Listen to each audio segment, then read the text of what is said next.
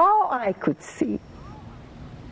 Maroney responds saying Marta Carolla controlled what she wore, what she said, even what she ate. How could she not know about Nassar?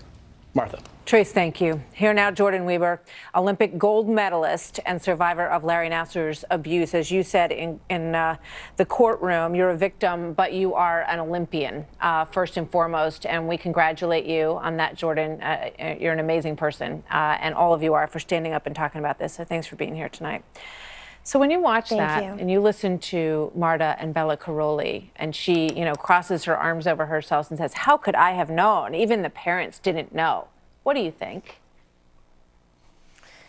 It's very disheartening that they can't see that the environment that they created and the training style that they continue to enforce on all of the club coaches and the gymnasts. They can't even see that is part of the problem. They created this intense environment that allowed someone like Larry to come in and easily abuse young girls. And even if they didn't see it with their own two eyes or hear it with their ears, they weren't making sure that it wasn't happening. This was happening on their property. They allowed him to be alone in a room with us and treat us any way that he wanted. What about he allowed them to be alone in hotel rooms? Was he ever in a hotel room with you? Did he ever treat you, give you in the hotel room? Well, anytime we went to an international competition or even the Olympics and the World Championships, he was allowed to treat us wherever he designated that treatment room to be. And USA Gymnastics did not look over him. They didn't supervise him whatsoever. Maccallum Maroney says that she, after that moment that she speaks about so emotionally in that interview, she says that the next day she spoke about it openly in a car, and that the coach, John Getter, was in that car. Were you in that car? I was in that car. I remember Maccallum describing what happened to her, and I know that there was another adult in the car, and whether they heard it or did not hear it, it would have been very difficult to not hear that. It's just very disappointing that an adult would hear that and not say anything or do anything about it. And I want to show a tweet that Ali Reisman sent out. She was very upset. She was part of this NBC piece on Dateline. And this is what she said today.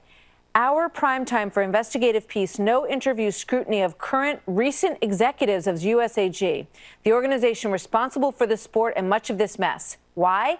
I named someone currently in power at USAG that I reported Nassar to, and it was omitted. Why? Still many unanswered questions." So she's saying that someone who she went to and explained that she was being abused is still in power at USAG. Do you know who that is?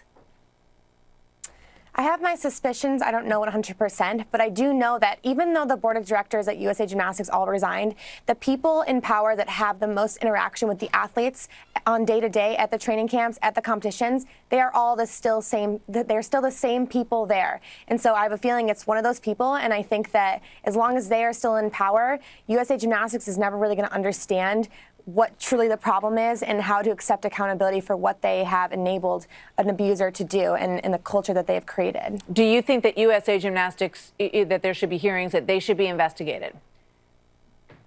Yes, I absolutely think so. I think that there should be a hearing where USA Gymnastics has to be there, and they're asked questions, and they're asked, why are there no medical records of our treatments at the ranch? And great question. I mean, that among many other things. That's a great question, Jordyn. I hope you'll come back. Good to see you tonight. Take care, okay?